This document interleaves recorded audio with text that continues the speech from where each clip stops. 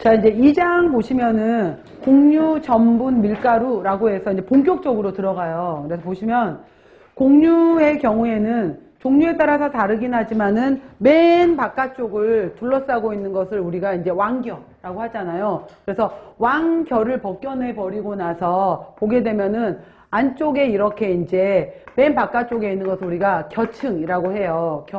그 다음에 여기 안에 배유라고 하는 거고요. 쌀룬에 해당이 되는 것을 우리가 배아라고 하게 돼요. 그래서 이 겨층에 해당이 되는 것은 다시 보게 되면은 배유하고 가장 맞닿아 있는 층을 우리가 호분층이라고 해요.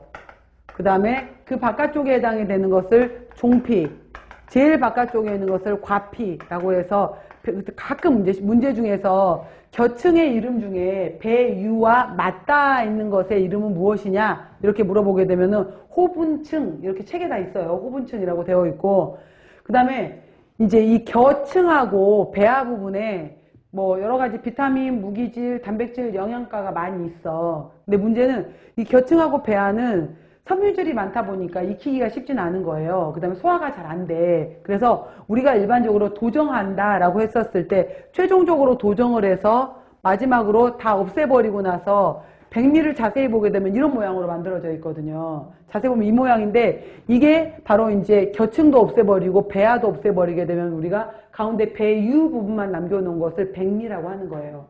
그랬을 때 봐. 그러면은 이 겨층에 해당이 되는 것을 대략 5에서 6% 정도가 차지를 하고 배아 부분에 해당이 되는 것을 2에서 3% 정도를 차지를 하게 돼요. 자, 볼게요. 다시. 그래서 배아의 배유 성분이 많으면은 밥알이 이제 우리가 입에서 씹었을 때 부드럽거든. 그러니까 기호성, 밥맛이 좋다라고 하는 거고 쌀룬, 배아 부분이 많아질수록 우리가 영양가가 좋다라고 하는 거예요. 쌀룬이 있는 쪽이.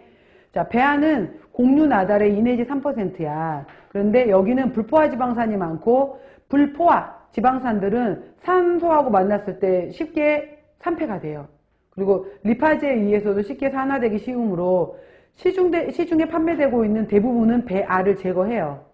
그리고 이제 판매 배아 세포는 따로 만들어내기도 한다라고 했고요. 그다음에 그래서 이 배아 부분에 여기라든지 겨층에 있는 기름을 이용해서 뽑아놓은 여러분 쌀기름의 이름이 뭐야? 들어본 적 있을 텐데 쌀에서 뽑아낸 기름을 우리가 미강유라고 하는 거예요.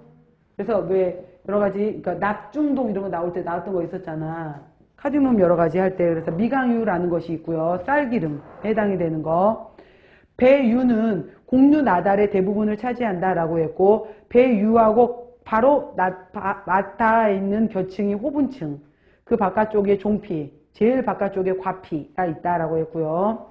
호분층도 단백질 지방이 있어. 근데 세포벽이 두꺼워서 소화가 잘 안 돼. 그래서 일반적으로 도정했다라고 했고요.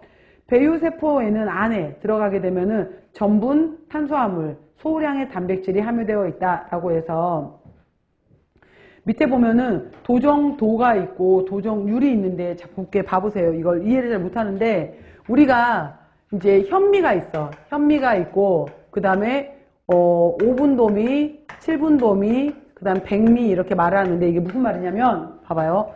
현미는 여기 해당이 되는 전체를 100으로 봤었을 때 이 겨층 이거 그 다음 배아 이걸 다 갖고 있는 것을 현미라 그래요. 겉껍질만 벗긴 거. 왕겨만 벗긴 것을 현미라고 한다면은 그래서 도정도라고 했었을 때 현미는 하나도 안 벗긴 거야.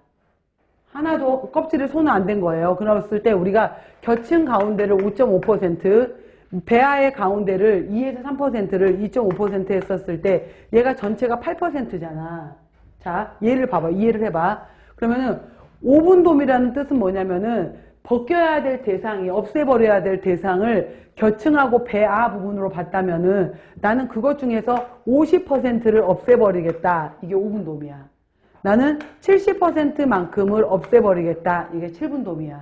나는 100% 다 없애버리겠다라는 것이 백미야. 그러면은 현미는 벗긴 게 없으니까 하나도 안 빠졌을 것이고 전체 8%를 기준으로 해서 50%를 없애버리면은 8 곱하기 0.5잖아. 그러면 얼마를 없애버렸을까? 그렇지. 4만큼이 빠진 거예요. 얘는 전체 8을 기준으로 해서 70%만큼을 없애버렸대. 몇이 날라갔을까?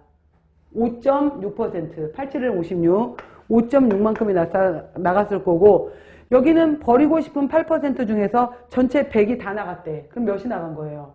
8만큼이 사라진 거잖아.